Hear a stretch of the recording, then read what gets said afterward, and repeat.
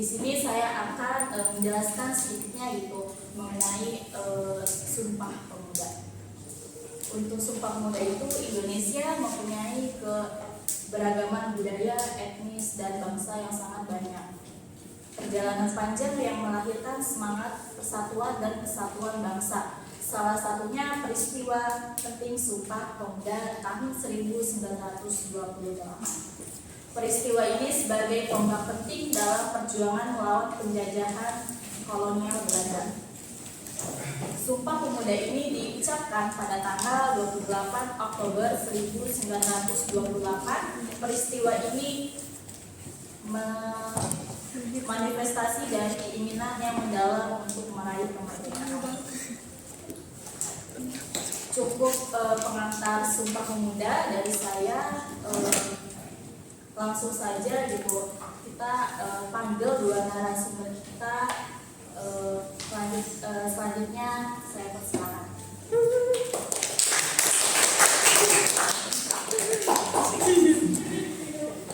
Oke, di sini ada dua narasumber kita, yaitu ada Mas Agis dan Mas Dika yang akan talkshow pada hari ini mengenai Sumpah Pemuda. Sebelum lanjut ke talkshow-nya, di sini kami akan menampilkan video pembukaan.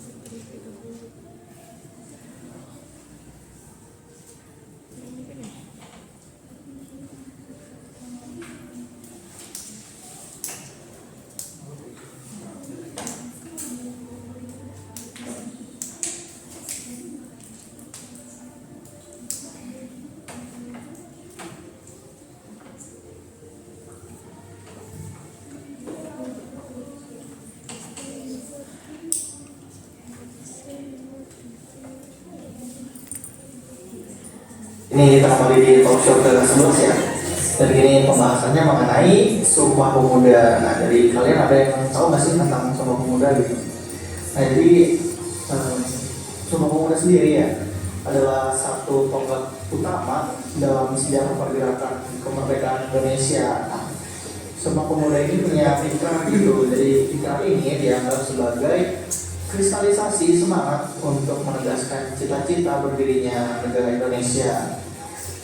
Sumpah Pemuda sendiri adalah keputusan Kongres Pemuda II ya, yang waktu itu telah dilaksanakan. Kongresnya itu pada tanggal 27 sampai 28 Oktober 1928 yang dilaksanakan pada saat itu di Batavia atau yang sekarang biasa disebut Jakarta.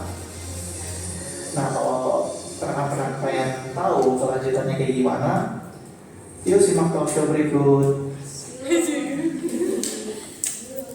Baik, untuk pertanyaan video pembukaan disebutkan. Mungkin selanjutnya kita lanjut ke bagian inti, yaitu kita akan bertanya mengenai Sumpah Pemuda ini seperti apa gitu.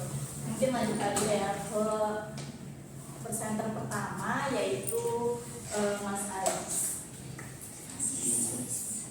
Oke, seperti yang kita tahu itu ya, Sumpah Pemuda ini kan udah tidak asing gitu ya bagi kita gitu, apalagi di jurusan pendidikan sejarah itu sendiri. Apalagi Sumpah Pemuda ini materi pada saat kita SMA ataupun SMK gitu.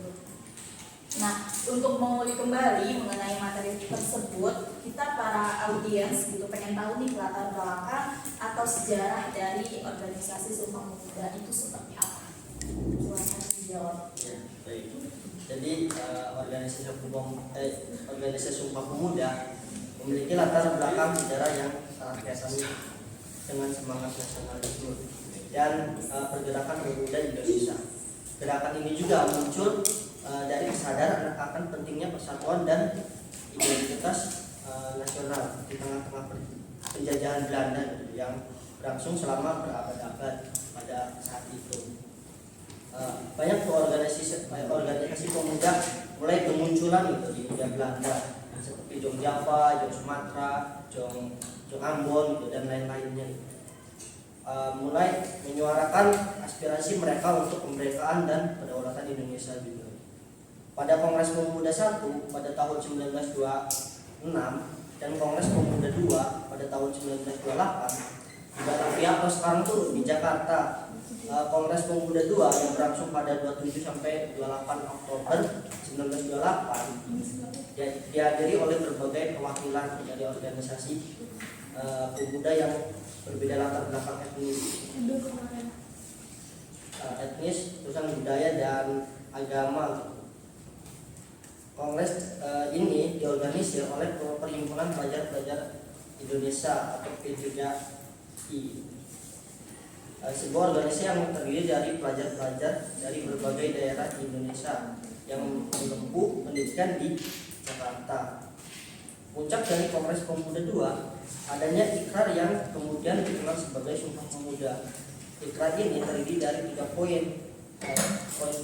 Poin penting itu bertumbuh darah yang satu tanah Indonesia, berbangsa yang satu bangsa Indonesia, dan menjunjung bahasa persatuan bahasa Indonesia. Sumpah Pemuda menjadi simbol persatuan dan kolektif yang melampaui perbedaan etnis dan kultural. Peristiwa ini juga menunjukkan peran krusial pemuda dalam pergerakan nasional yang kemudian menjadi fondasi bagi perjuangan kemerdekaan Indonesia yang berhasil dicapai pada tahun 1945. Hingga kini, Sumpah Pemuda tetap menjadi sumber inspirasi bagi generasi muda Indonesia untuk terus memperjuangkan persatuan, kebinekaan, dan kedaulatan bangsa. Berarti latar belakang dari organisasi Sumpah Pemuda ini itu ya semangat nasionalisme dan pergerakan pemuda di Indonesia itu pada awal kedua ya. Selanjutnya pertanyaan yang kedua untuk Mas Dika gitu. Pertanyaannya, jadi memang organisasi ini awalnya dibentuk karena adanya Kongres Pemuda yang dilaksanakan sebelumnya. Iya, benar ya. Jadi Kongres itu kan ada 2 ya. Pemuda 1 sama Pemuda 2. Jadi kalau untuk isi dari Pemuda 1 itu membahas mengenai pembentukan yang di dalamnya tuh ada tingkatan orangnya tuh buat di dalam organisasi itu struktur. Terus kalau Pemuda 2 itu lebih ke pendidikan. Jadi memang hasil dari Sumpah Pemuda ini memang hasil dari Kongres 1 dan Kongres 2 ya, digabungkan jadi pada tahun 1926 dan 1928, dan hasilnya itu ada ikrar Sumpah Pemuda tadi ya, sudah dibacakan oleh rekan saya, ayat 1 tentang Indonesia, bahasa 1 bahasa Indonesia, dan bahasa 1 bahasa Indonesia. Jadi Kongres ini juga jadi tonggak awal ya lahirnya organisasi pemuda dan menjadi orientasi gitu, semangat persatuan dan kemerdekaan gitu di Indonesia. Baik. Lalu pertanyaan selanjutnya kepada Mas Agis. Lalu dari sejarah pembentukan Sumpah Pemuda ini pastinya terdapat tokoh-tokoh penting yang ikut terlibat. Nah, siapa saja tokoh-tokoh tersebut yang terlibat? Ya, baik. Jadi di Sumpah Pemuda ini melibatkan banyak tokoh-tokoh penting itu dalam peristiwa persejarah, termasuk tokoh pentingnya itu Soegondo Jojo Fuepisto. Beliau ini tokoh Kongres Pemuda ya, 2 yang berasal dari Perhimpunan Pelajar Indonesia atau P3I. Dia berperan sebagai pemimpin kongres dan sangat aktif dalam diskusi serta pengambilan keputusan. Selain itu juga ada tokoh-tokoh lainnya seperti Soegondo, Muhammad Yamin. Muhammad Yamin itu merupakan tokoh yang berperan besar dalam menyusun teks Sumpah Pemuda. Muhammad Jamil juga adalah seorang sastrawan, sejarah, dan ahli hukum gitu, yang berkontribusi signifikan dalam merumuskan butir-butir Sumpah Pemuda gitu, dengan bahasa yang mengundang semangat nasionalisme. Terus juga ada tokoh-tokoh lain ya, seperti Rudolf Supratman gitu, seorang pemuda yang berbakat dalam musik, turut memberikan kontribusi penting dengan mempersembahkan lagu Indonesia Raya. Untuk pertama kalinya pada Kongres Pemuda II, lagu ini kemudian menjadi lagu kebangsaan Indonesia yang menjadi simbol perjuangan serta persatuan bangsa tokoh lainnya, termasuk Amir Syarifuddin, seorang aktivis politik yang telah menjadi salah satu pemimpin nasional. Dia juga terlibat aktif, salah satunya pemimpin nasional, salah satunya berbagai diskusi dan pengambilan keputusan selama kongres berlangsung. Peran para tokoh ini sangat vital dalam menyukseskan Kongres Pemuda II dan menghasilkan Sumpah Pemuda yang menjadi landasan kuat bagi gerakan kemerdekaan Indonesia. Keberanian, visi, dan semangat mereka di dalam menyatukan pemuda dari berbagai latar belakang etnis dan budaya juga membentuk fondasi kuat bagi persatuan Indonesia hingga kini. Sumpah Pemuda diperingati setiap tahun sebagai simbol persatuan dan komitmen bangsa Indonesia untuk terus menjaga dan merawat kebinekaan dalam satu kesatuan yang utuh. Berarti tokoh-tokoh yang izin ya modal jadi penambahan sedikit itu. Tadi kan ada orang ya yang penting di apa tokoh-tokoh yang berperan di apa namanya kongres-kongres tadi. Ada yang pemimpin pada Kongres Pemuda II itu yang Sugondo Joseph Puspito ya, dari perhimpunan pelajar Indonesia. Sama yang unik tadi ada ini ya, bagi Rudolf Supratman, ada mempersembahkan lagu Indonesia Raya. Yang uniknya itu berbeda dari yang lain, ini dari apa, 3 standar gitu ya, beda ya, ada beberapa versi ya, 3 standar seperti itu. Dan sama meskipun apa unik ya, ada beberapa Rudolf Supratman itu ikut di dalam kongres, tapi itu juga apa, beliau mempersembahkan lagu itu untuk apa ya, memercikan semangat ya para pemuda-pemuda yang datang. berarti tokoh-tokoh yang terlibat dalam Sumpah Pemuda ini ada Sugondo Joseph Puspito, Wage Rudolf Supratman, dan Amir Syarifuddin. Sebenarnya banyak sih, tapi kan yang apa ya kita ambil sih seperti itu ya, untuk kita menarik. Baik, pertanyaan selanjutnya yaitu untuk Mas Ajis. Nah, Sumpah Pemuda ini kan merupakan salah satu organisasi pergerakan. Nah, adakah tujuan utama dari didirikannya organisasi Sumpah Pemuda ini? Tujuan utamanya sih yang memperjuangkan kemerdekaan Indonesia gitu. Dan pergerakan organisasi ini gitu. Sumpah Pemuda juga bukanlah sebuah organisasi persib, melainkan ikrar yang dihasilkan dari Kongres Pemuda II pada 27 sampai 28 Oktober 1928 yang diselenggarakan oleh para pemuda dari berbagai organisasi. Meskipun Sumpah Pemuda sendiri bukanlah sebuah organisasi, momen bersejarah ini memicu berdirinya berbagai organisasi pemuda dengan tujuan utama memperjuangkan kemerdekaan. Jadi pentingnya persatuan ini disadari betul oleh para pemuda kala itu. Sebelum Kongres Pemuda II, Indonesia terdiri dari berbagai kerajaan, suku, dan etnis yang berbeda-beda, dan identitas dan kepentingan masing-masing. Para pemuda ini menyadari bahwa tanpa persatuan, perjuangan untuk mengusir penjajah akan sulit dilakukan. Oleh karena itu, tujuan utama dari pembentukan gerakan ini adalah untuk menyatukan seluruh elemen pemuda Indonesia di bawah satu identitas nasional, yaitu Indonesia. Sumpah Pemuda menjadi simbol dan tekad ini dan menjadi dasar ideologis bagi perjuangan kemerdekaan.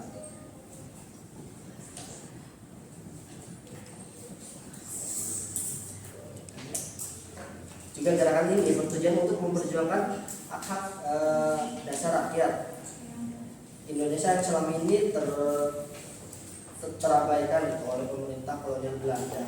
Dalam konteks ini, para pemuda tidak hanya berfokus pada aspek politik semata, tapi juga pada aspek sosial dan budaya. Mereka menginginkan Indonesia yang merdeka di mata setiap warga negara memiliki hak yang sama, mendapat pendidikan yang layak dan hidup dalam kesejahteraan. Karena itu berbagai organisasi yang lahir sebagai Kongres Pemuda II seringkali juga terlibat dalam kegiatan-kegiatan sosial, pendidikan, dan kebudayaan untuk memperkuat fondasi masyarakat Indonesia.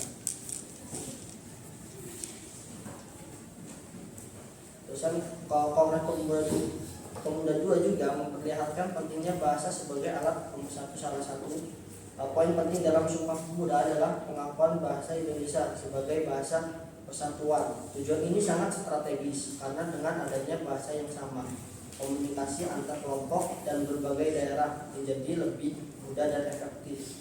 Bahasa Indonesia yang diangkat dari bahasa Melayu ini menjadi alat penting dalam menyatukan berbagai suku bangsa di Indonesia.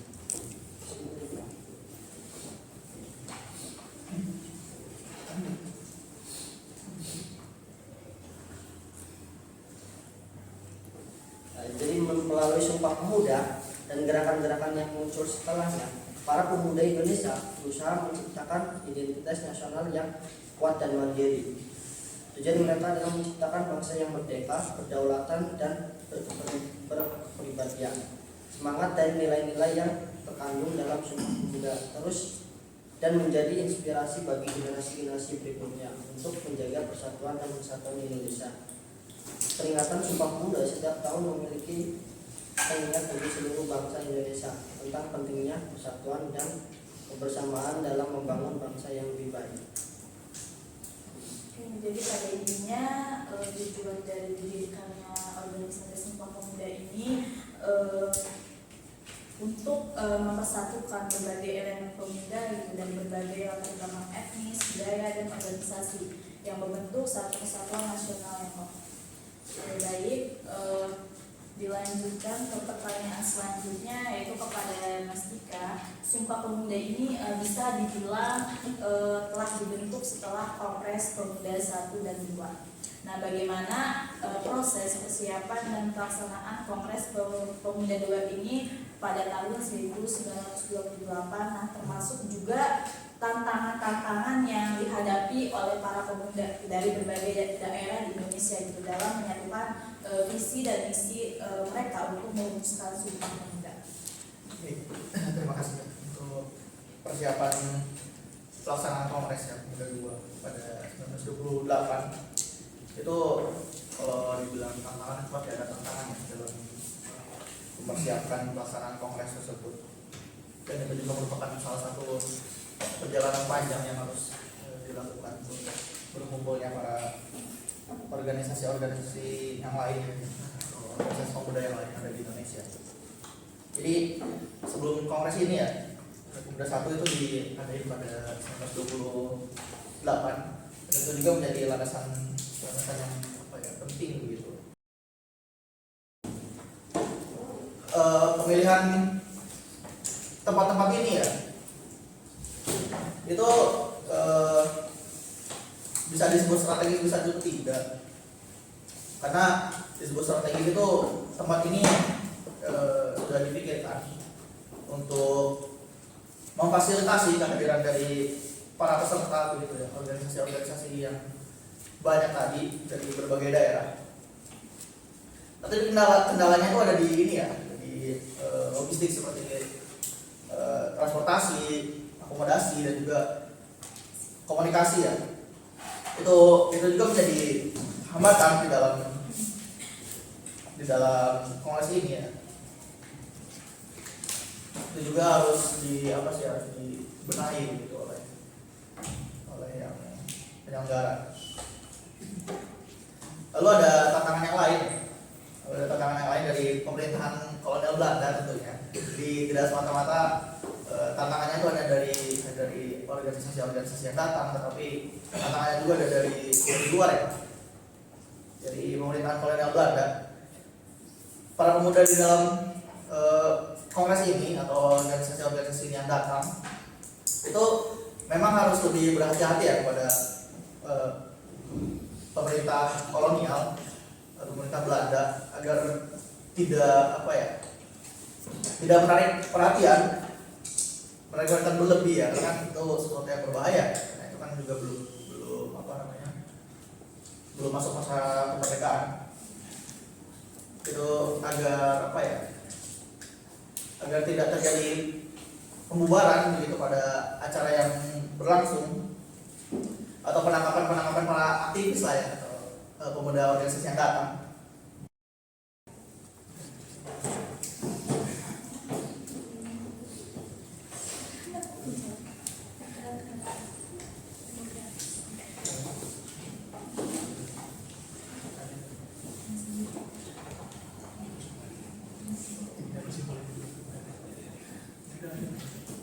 Oke,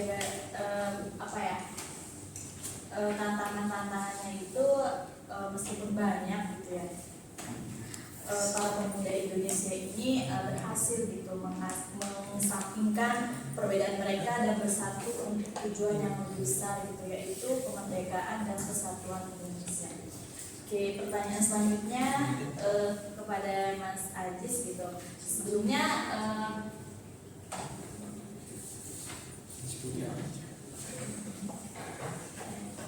lanjutnya pertanyaan ke Mas Dika gitu. Sebelumnya kan sudah dijelaskan ya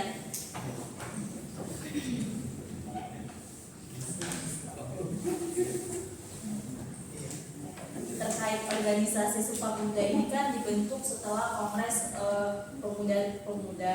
Lalu bagaimana reaksi masyarakat dan pemerintah kolonial Belanda terhadap pengikraran Sumpah Pemuda pada saat itu, dan sejauh mana peristiwa ini mempengaruhi gerakan nasionalis di Indonesia selanjutnya? Ya, makasih ya. Karena tadi sudah membicarakan tantangan yang dihadapi oleh yang dihadapi pada masa Kongres 1 maupun 2, dan pendapat yang terjadi banyak ya. Lalu kalau misalnya dari reaksi masyarakatnya sendiri itu pada ini pengikraran itu pasti beragam lah ya, dan yang positif pada yang negatif itu pastinya ada, pertentangan itu pasti ada. Tapi melihat Sumpah Pemuda ini adalah sebuah titik yang penting di dalam perjuangan kemerdekaan. Semangat persatuan juga diusung di dalam Sumpah Pemuda ya, untuk ciptakan rasa nasionalisme di kalangan luas. Nah itu seperti yang tadi dibicarakan teman saya ya, yang lagu Indonesia Raya tadi, itu yang pertama kali diperdengarkan oleh Morgan Belum Supratman, itu menjadi semangat kebangsaan kan. Itu akhirnya para pemuda bisa mengesampingkan ego mereka masing-masing lah, menjadi simbol persatuan yang kuat di kalangan rakyat Indonesia. Nah itu kan dari respon masyarakatnya pasti beragam ya, ada yang setuju, ada yang tidak, tapi itu pasti ada lah, tidak mungkin nggak ada sih, kalau nggak mungkin cuma setuju kan. Untuk kalau dari respon kolonial sendiri ada nih kalau dari responnya sendiri tuh waspada ya, respon waspada dan kecurigaan gitu. Jadi kalau kolonial ini menyadari bahwa pengikraran Sumpah Pemuda ini yang dilaksanakan setelah Kongres ya, itu mereka sadar bahwa organisasi yang berkumpul tuh berpotensi besar untuk menyatukan berbagai elemen masyarakat ya, yang sudah mereka lakukan pada saat Kongres itu. Kolonial itu yakin sempat menaruh curigaan pada organisasi itu bisa mengumpulkan berbagai elemen masyarakat di Indonesia itu, dan mereka akan melakukan perlawanan terhadap kolonialisme. Jadi pemerintah kolonial ini melakukan pengawasan yang lebih ketat ya terhadap kegiatan-kegiatan pemuda soalnya, dan juga organisasi pergerakan nasional. Tapi meskipun menaruh kecurigaan yang besar ya, dan juga pengawasan ada pengawasan, tetapi mereka tidak melakukan tindakan yang keras, atau maksudnya tidak langsung yang melakukan tindakan secara langsung ya, meskipun pengawas, tapi hanya sekedar pengawas saja gitu, yang melakukan tindakan yang berdampak lebih. Jadi karena kolonial juga ini yang paham dampak panjangnya ya, kalau misalnya langsung melakukan tindakan itu pasti bakal memicu kerusuhan yang sangat besar. Lalu pengaruh Sumpah Pemuda terhadap gerakan nasionalis di Indonesia juga ini ya signifikan ya, ada pengaruhnya juga.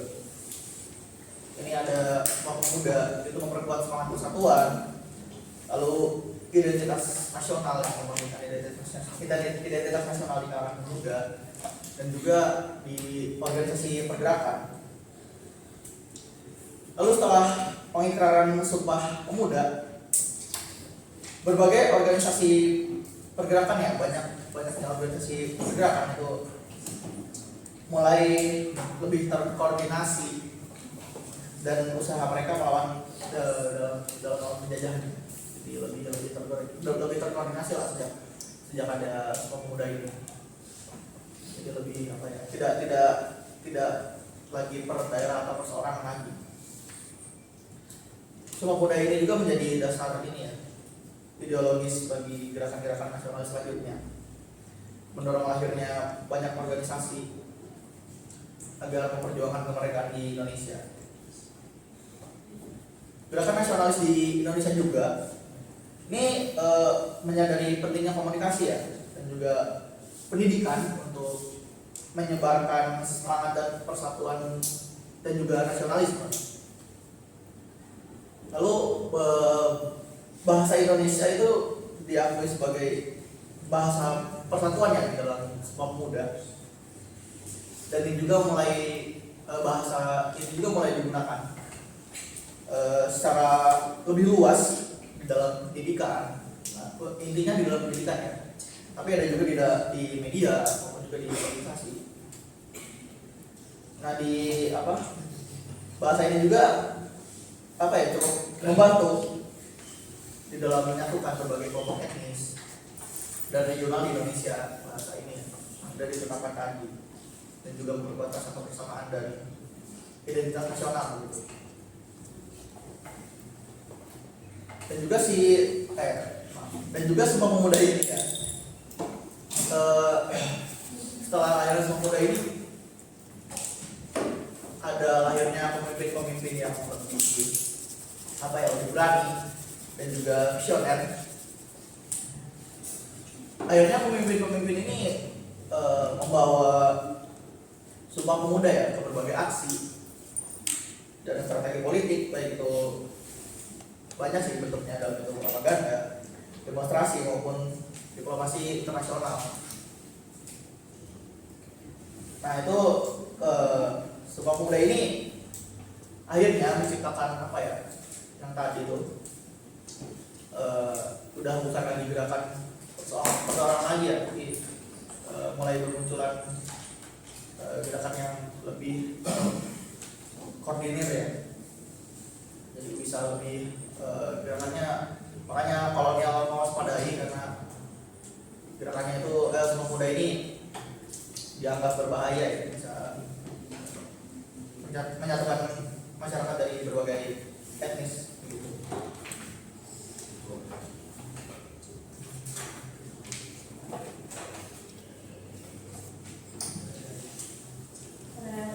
Baik, terima kasih jawabannya. Reaksi masyarakat pemerintah kolonial Belanda itu terhadap pengikraran Sumpah Pemuda ini, reaksi masyarakat Indonesia melihat Sumpah Pemuda sebagai titik balik yang penting dalam perjuangan kemerdekaan kemerdekaan Indonesia. Semangat persatuan yang diusung dalam Sumpah Pemuda menggugah rasa nasionalisme di kalangan luas, memotivasi banyak orang untuk terlibat aktif dalam gerakan nasionalis. Pemerintah kolonial Belanda itu merespon pengikaran Sumpah Pemuda ini dengan kewaspadaan dan kecurigaan.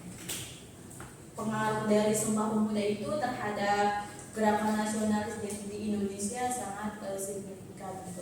Lalu Sumpah Pemuda juga menginspirasi lahirnya pemimpin-pemimpin pemuda yang berani dan visioner.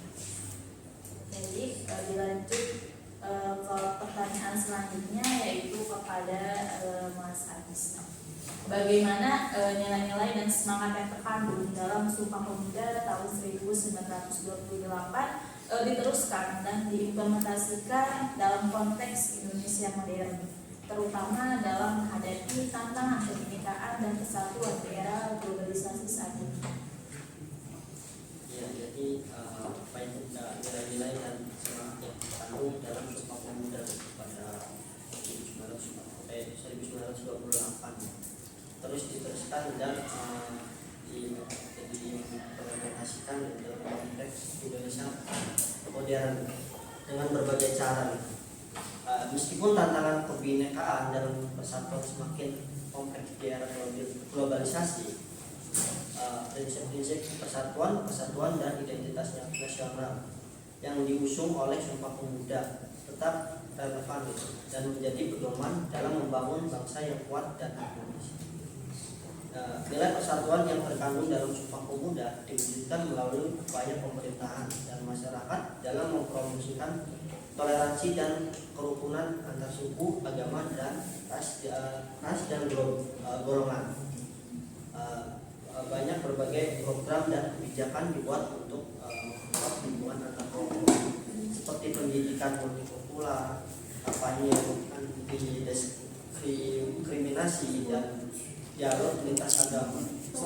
Upaya ini juga penting untuk menjaga harmonis di tengah keragaman yang menjadi ciri khas Indonesia. Program pendidikan juga memasukkan materi tentang sejarah perjuangan kemerdekaan dan pentingnya persatuan yang diusung oleh Sumpah Pemuda untuk menanamkan nilai-nilai tersebut sejak dini.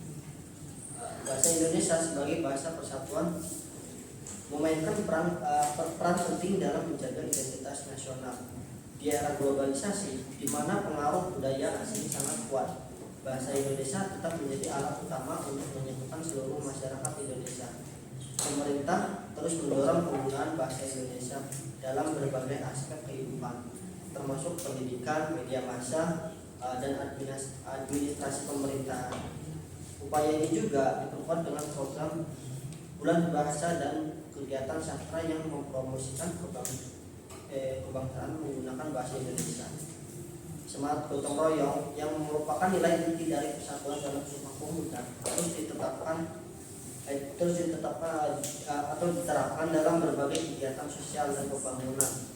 Gotong royong atau kerjasama dan saling membantu menjadi prinsip dasar dalam menghadapi berbagai tantangan sosial, ekonomi, dan bencana alam.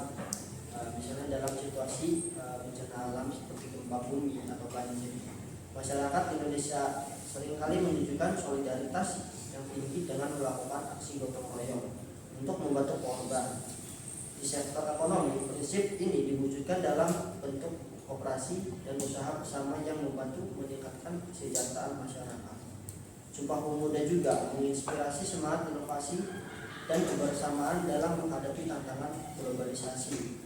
Pemuda Indonesia saat ini didorong untuk berperan aktif dalam berbagai bidang seperti teknologi, ekonomi, kreatif, dan pendidikan, pemerintahan, dan berbagai organisasi penyediaan berbagai program beasiswa, latihan, dan indikator bisnis untuk mendukung pengembangan potensi pemuda.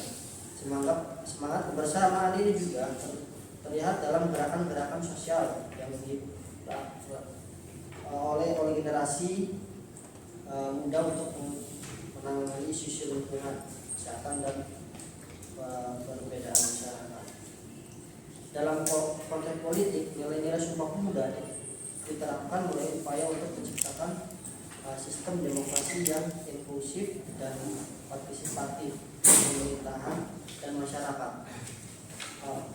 Masyarakat juga berusaha untuk memastikan bahwa semua warga negara memiliki kesempatan yang sama untuk berpartisipasi dalam proses politik dan pengembangan negara, pemilu yang bebas dan adil, partisipasi masyarakat dalam pembuatan kebijakan, dan upaya melawan korupsi adalah beberapa contoh bagaimana nilai-nilai Sumpah Pemuda diterapkan dalam konteks politik modern. Tentunya di dalam organisasi Sumpah Pemuda ini memiliki nilai-nilai dan semangat yang sudah terkandung di dalam Sumpah Pemuda 1928 ini. Nah, dan juga ada tantangan gitu mengenai kebinekaan dan kesatuan di era globalisasi. Di era globalisasi ini kan di mana pengaruh budaya asing itu sangat kuat gitu. Bahasa Indonesia ini tetap menjadi alat utama untuk menyatukan seluruh masyarakat Indonesia walaupun dipengaruhi oleh budaya asing. Nah, untuk semangat gotong royong ini merupakan nilai inti gitu dari persatuan dalam Sumpah Pemuda, terus diterapkan dalam berbagai kegiatan sosial dan pembangunan. Oke, pertanyaan selanjutnya kepada Mas Dika gitu. Penamaan Sumpah Pemuda ini tadi di awal sudah dijelaskan ya mengenai tujuan, peran, dan lain-lain. Tapi ada satu hal gitu yang masih membuat saya menarik dan tadi belum sempat dibahas gitu. Dari mana asal usul nama Sumpah Pemuda ini? Karena mungkin audiens ada yang penasaran. Ya, terima kasih ya. Tadi di awal gitu udah dijelasin mengenai ini itu ya, banyak lah tantangan segala macam. Mungkin tadi lupa dari penamaan Sumpah Pemuda. Kalau dari penamaan Sumpah Pemuda itu kan tadi peristiwa Sumpah Pemuda itu merupakan peristiwa yang sejarah ya, terjadi pada 26-28 meskipun tercetusnya itu 28 ya. Itu ketika para pemuda tadi saya jelaskan sudah, ketika para pemuda dari berbagai etnis itu berkumpul dalam satu forum itu untuk mengikuti sebuah forum yaitu Kongres Pemuda 2. Itu kongresnya itu berkelanjutan ya, Kongres 1, Kongres 2. Lalu untuk arti dari nama Sumpah Pemuda sendiri, sumpah itu merupakan artinya tuh ikrar.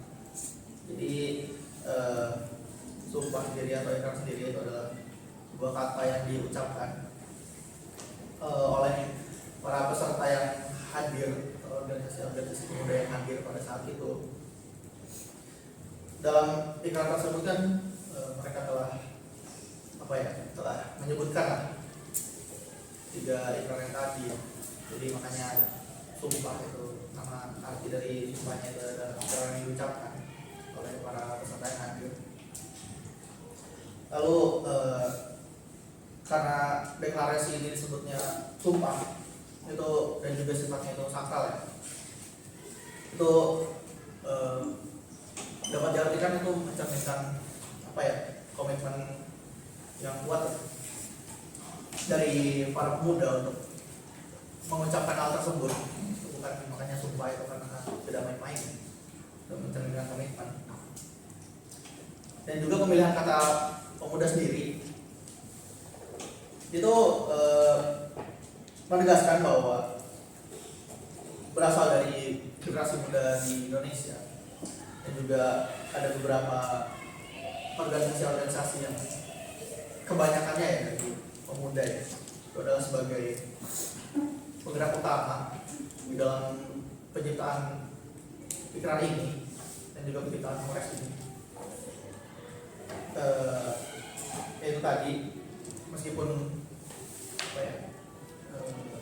di dalamnya itu ada kata pemuda, tapi itu hanya sebagai ini ya, mungkin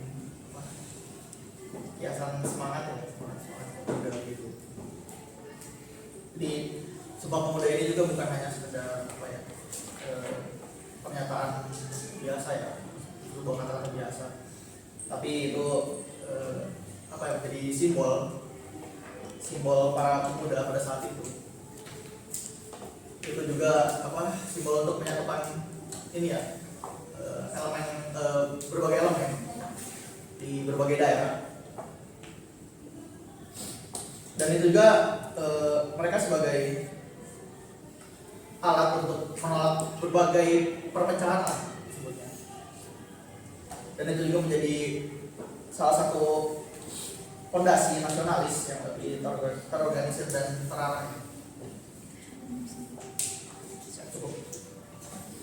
Jadi untuk apa namanya, penanganan sumpah sendiri, seperti tadi sudah saya bilang, kalau ikrar dan kalau pemuda itu hanya kata apa sih, ya sanksi, lebih ke semangat pemuda atau banyak organisasi pemuda yang hadir di salah satu pemuda. Jadi kata sumpah sendiri itu bukan apa, bukan hanya kata biasa ya, itu adalah sebuah ikrar yang diucapkan. Asal usul nama Sumpah Pemuda ini itu ya apa? Sumpah Pemuda ini berasal dari ikrar yang diucapkan oleh para peserta kongres pada hari terakhir pertemuan tersebut. Nah, sumpah ini sifatnya sakral gitu dan mengikat. Lalu pemuda ini inisiatif dan lalu Sumpah Pemuda ini tidak hanya sekedar sebuah pernyataan, tetapi sebuah simbol dari kesadaran nasional.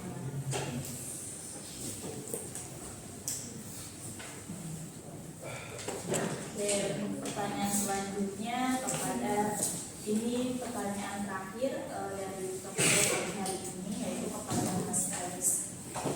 Nah, dari semua penjelasan tadi, kira-kira adakah konflik dari gerakan Sumpah Pemuda ini, baik dari internal maupun dari eksternal? Ya, jadi gerakan Sumpah Pemuda untuk tidak lepas dari berbagai konflik, baik internal maupun eksternal. Ya, jadi dalam proses persiapannya dari sisi internal, konflik utama berasal dari beragamnya latar belakang etnis, budaya dan kepentingan politik para pemuda yang terlibat dalam kongres. Banyak organisasi pemuda seperti Jom Japa, Jom Batak, dan Jom Sumatera, Jom Indonesia lainnya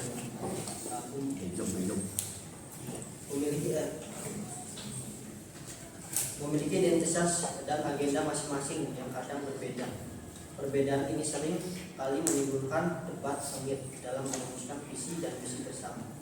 Masing-masing kelompok harus mengesampingkan ego, personal, dan belajar untuk saling menghargai perbedaan pandangan demi mencapai konsensus yang bisa diterima oleh semua pihak. Ketegangan juga muncul terkait penggunaan bahasa Melayu yang kemudian diresmikan sebagai bahasa Indonesia, dipilih sebagai bahasa persatuan, namun ini tidak tanpa pertimbangan. Beberapa kelompok yang lebih besar seperti Jawa awalnya mungkin bahasa daerah memiliki keunggulan yang lebih besar, menyatukan berbagai kelompok untuk menerima bahasa Melayu sebagai bahasa persatuan, membutuhkan diplomasi dan pemahaman yang mendalam tentang pentingnya memiliki satu bahasa yang dapat digunakan oleh seluruh bangsa. Kalau dari sisi eksternal, tekanan dari pemerintah kolonial Belanda merupakan tantangan besar lainnya. Pemerintah kolonial mengawasi ketat setiap pergerakan nasionalis yang dianggap bisa mengancam kestabilan kekuasaan mereka.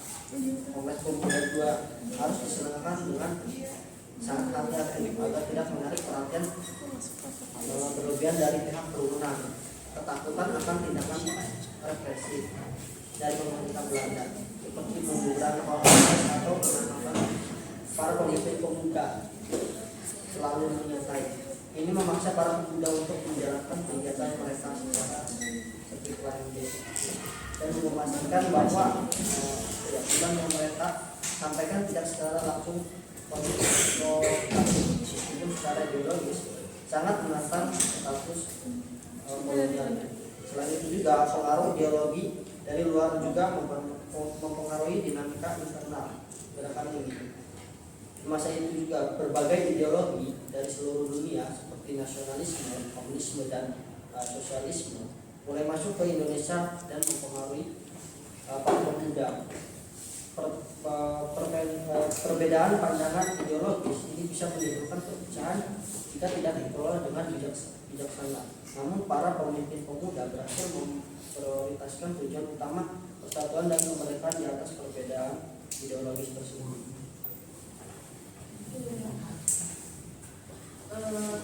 Tentunya setiap peristiwa memiliki konflik. Nah, konflik dari organisasi Sumpah Pemuda ini mempunyai dua, yaitu internal dan eksternal. Yang internalnya yaitu konflik utama berasal dari beragamnya latar belakang etnis, budaya, dan kepentingan politik para pemuda yang terlibat dalam kongres. Lalu dari sisi eksternalnya itu tekanan dari pemerintah kolonial Belanda merupakan tantangan besar lainnya. Lalu di sini ada satu pertanyaan gitu dari sesi gitu. Mohon dijawab. Lalu saat terjadi konflik seperti itu, apakah gerakan Sumpah Pemuda ini masih tetap berjalan? Ya, ini jawab ya. Kalau masalah konflik ya, konflik pasti ada di dalam kongres tersebut. Yang tadi bilang dari bahasa dan lain, itu pasti ada. Tapi ya meskipun dari konflik atau perbedaan yang terjadi gitu, kalau dibilang tetap berjalan masih berjalan dan sukses juga ya.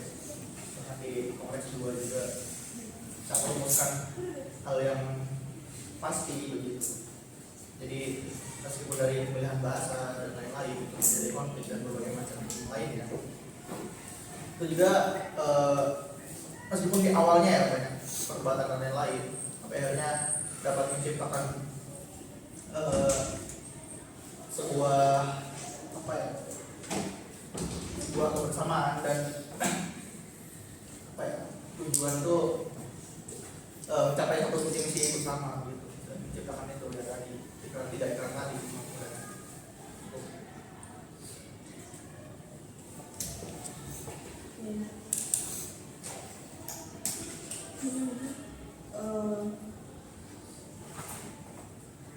Meskipun terjadi konflik gitu ya, gerakan Sumpah Pemuda ini masih terus berjalan dan bertahan gitu, tapi memberikan dampak yang besar dalam memperkuat identitas nasional Indonesia.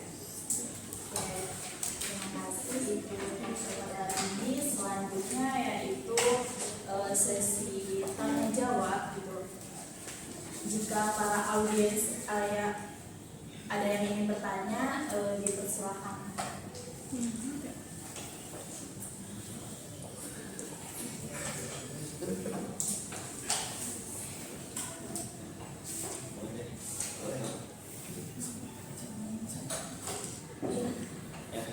Perkenalkan, nama saya Rizal Kusma, NIM 22882251. Pertanyaan mengenai isi dari Sumpah Pemuda sih, kan ada 3 ya, yang udah dijelasin, fokusnya ada cinta tanah air ya, terus juga berbangsa Indonesia sama bahasa Indonesia.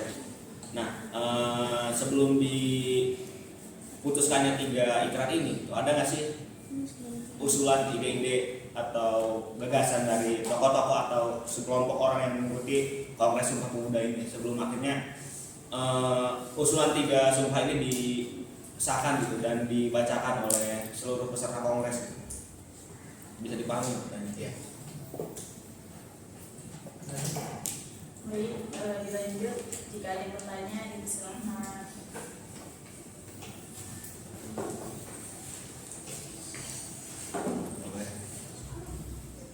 Ya, silakan. Ya, Pak Diki, nama saya Warigam di 284294. Bertanya ya, ini pertanyaan mengenai apakah Sumpah Pemuda ini mencerminkan seluruh elemen masyarakat Indonesia pada saat itu ya. Terus bagaimana pasca Sumpah Pemuda, apakah pengorganisasian sebuah masyarakat pribumi pada saat itu menuju ke arah kemerdekaan gitu. Nah terus yang kedua, tadi menarik ya, sering disinggung mengenai bahasa Melayu gitu atau bahasa Indonesia sekarang. Kenapa, apa sih historis yang melandasi bahasa tersebut dijadikan sebuah bahasa persatuan gitu? Padahal kan ada bahasa-bahasa daerah-daerah lainnya gitu yang menjadikan suatu simbol dalam suatu bangsa. Kenapa pada akhirnya dipilihnya bahasa Melayu sebagai bahasa persatuan? Itu sih jadi pertanyaan sedikit ya. Sekian.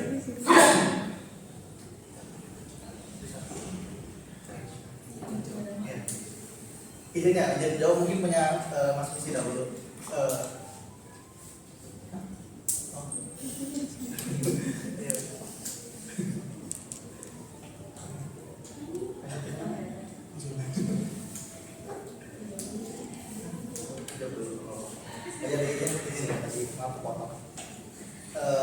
Kalau dari apa namanya sebelum yang 3 tuh ya, kalau yang saya tahu tuh sebenarnya bukan apa sih namanya, bukan kayak Pancasila ya dari ini ke ini gitu, itu bukan kayak gitu, tapi lebih ke apa sih, apa namanya, perdebatan sebenarnya, diskusi awalnya tuh ingin menciptakan Sumpah Pemuda ini yang seperti apa, dan bahkan ini di momennya ya itu awalnya bahkan bukan disebut apa namanya Sumpah Pemuda ya, tapi lebih ke Sumpah Setia ya, jadi awalnya ya itu kan kayak gitu, itu kan malah unik ya. Jadi kalau dibilang awalnya tuh Sumpah Pemuda itu seperti apa, bukan kayak Pancasila ya, lebih ke awalnya ada ini tuh pendapat dari, tapi lebih ke sepengetahuan saya tuh diskusi ya, jadi diskusi bersama dan akhirnya menciptakan sebuah ikrar yang 3 tadi gitu kan. Awalnya penamaan juga kan berbeda ya, jadi yang tadi Sumpah Setia tadi, apa yang akhirnya berubah jadi Sumpah Pemuda juga merupakan hasil dari diskusi para organisasi yang hadir gitu.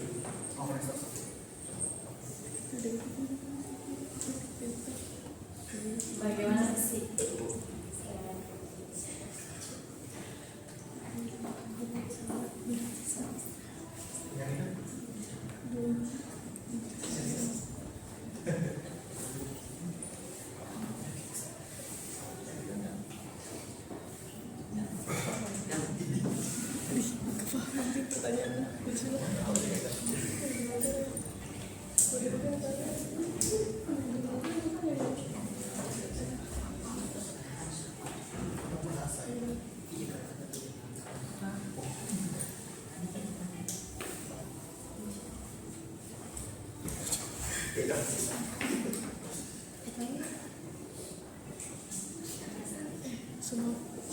Ada apa tidak? Bahasa, kan yang kedua bahasa.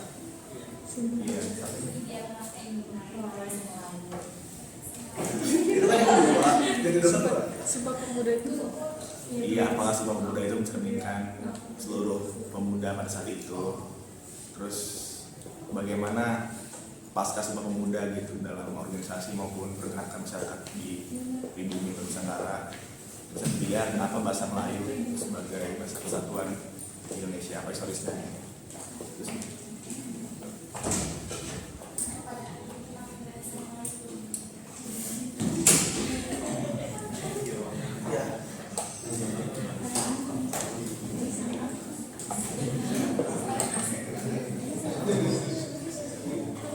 Ya, izin menjawab ya. Dari tadi kan, apakah Sumpah Pemuda itu mencerminkan seluruh organisasi pemuda di semua daerah itu? Kalau pasca pemuda, pergerakan organisasinya seperti apa? Jadi sebenarnya yang datang ke kongres banyak ya, banyak jong-jong segala macam kan tadi bilang. Tapi kan kalau mencerminkan semua organisasi pemuda, sebenarnya enggak ya. Tadi kan makanya ada tantangan yang dihadapi, meskipun dari apa namanya tempat sudah disediakan tempat, itu kan, tapi tempatnya tuh sembunyi-sembunyi ya, jadi tidak dalam tidak dalam pantauan kolonial, makanya tidak semua organisasi pemuda di semua daerah di Indonesia itu hadir dalam kongres tersebut. Tapi itu hanya mungkin ya, ini semua tahu saya itu kan hanya organisasi besar ya di kayak di Sumatera, di Ambon gitu kan. Jadi kan kenapa tidak hadir semua? Karena itu kan tadi makanya ada tantangan kan, itu ada tantangan ini ya, akomodasi dan lain-lain kan. Seperti itu. Lalu kalau Pancasila Pemuda itu organisasi yang pergerakan organisasinya jadi lebih ini ya, lebih apa namanya tuh, terkelola lah, jadi tidak perseorangan lagi, karena kan Sumpah Pemuda ini jadi lahirnya apa, pergerakan yang lebih terorganisir ya, jadi bukan persoalan daerah lagi. Meskipun memang ada sih masih beberapa, tapi kan makanya Belanda itu kolonial itu mewaspadai kongres ini dan juga mengawasi ya. Jadi kongres ini atau pemuda ini mempunyai kesempatan untuk menyatukan seluruh lapisan masyarakat. Lalu untuk bahasa Melayu sendiri ya, bahasa Melayu sendiri kenapa menjadi bahasa yang apa, bahasa yang menjadi bahasa yang serap ya, atau menjadi bahasa yang apa ya di Indonesia ya, karena saya cari itu bahasa Melayu itu lebih ini ya, lebih pasti mudah dipahami dan apa ya, mirip begitu dengan apa, dan juga apa, mudah diucapkan oleh beberapa lapisan organisasi di berbagai daerah. Jadi daripada mengambil bahasa-bahasa dari satu daerah tersebut ya udah bahasa Melayu aja gitu, lebih mudah dipahami. Ada tambahan atau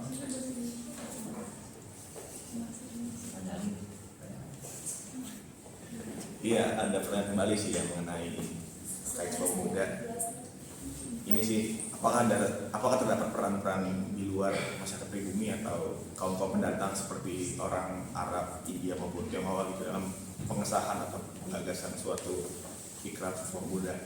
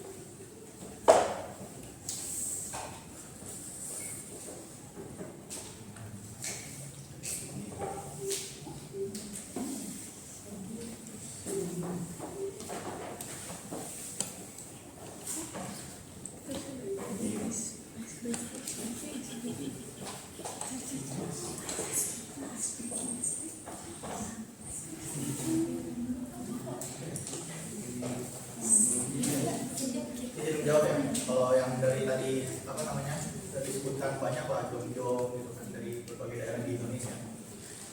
Kalau peran dari luar itu saya cuma nemu ini sih yang dari Tionghoa ya, yang namanya tuh Johan Muhammad Chai itu sebagai pembantu satu dalam kepanitiaan kongres itu kan sebagai keturunan Tionghoa ya yang aktif di Kongres Pemuda II, dan juga beliau berperan sebagai pembantu satu dalam kepanitiaan. Jadi bukan hanya jadi apa ya, bukan kayak sebagai peserta sih, lebih ke ini ya, penyelenggara ya, atau pembantu dalam pengadaan kongres.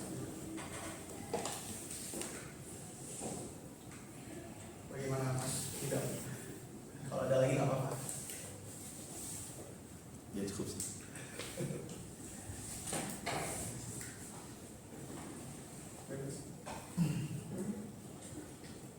Mungkin dari para audiens ada yang bertanya lagi?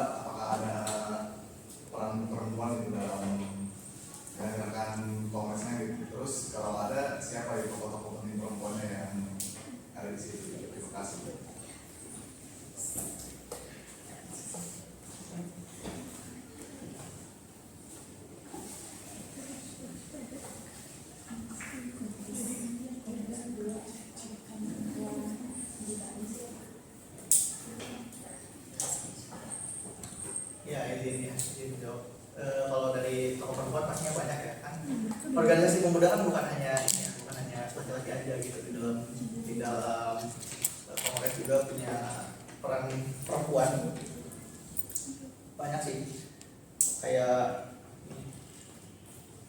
Emma Puradija itu adalah tokoh perempuan lulusan luar negeri ini, luar biasa.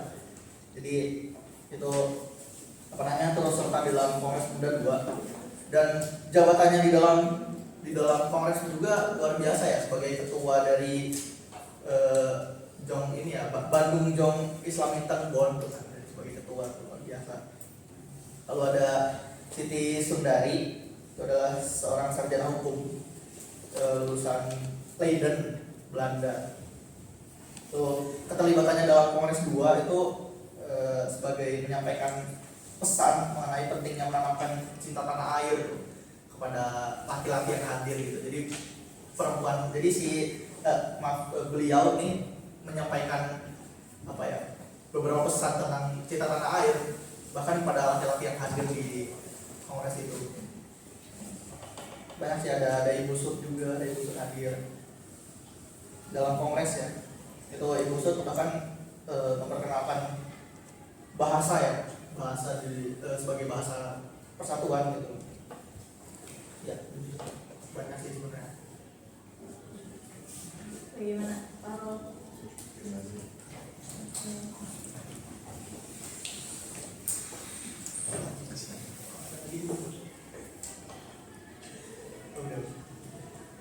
Oke, baik. Sesi taksol untuk hari ini dicukupkan. Terima kasih yang sudah berperan aktif dalam taksol ini gitu. Sebelum ditutup, saya sebagai moderator akan memberikan kesimpulan pada taksol dengan materi Sumpah Pemuda ini. Sumpah Pemuda merupakan ikrar penting yang dicetuskan oleh para pemuda Indonesia pada 28 Oktober 1928. Dalam sumpah ini mereka menyatakan 3 hal utama, yaitu bertanah air satu, tanah air Indonesia, berbangsa satu, bangsa Indonesia, dan berbangsa satu, bangsa Indonesia. Ikrar ini menjadi tonggak utama dalam sejarah perjuangan kemerdekaan Indonesia, menegaskan semangat persatuan dan kesatuan bangsa serta mendorong pergerakan nasional menuju kemerdekaan dari penjajahan. Sekian kesimpulan dari saya. Terima kasih. Wabillahi taufiq wal hidayah. Wassalamualaikum warahmatullahi wabarakatuh.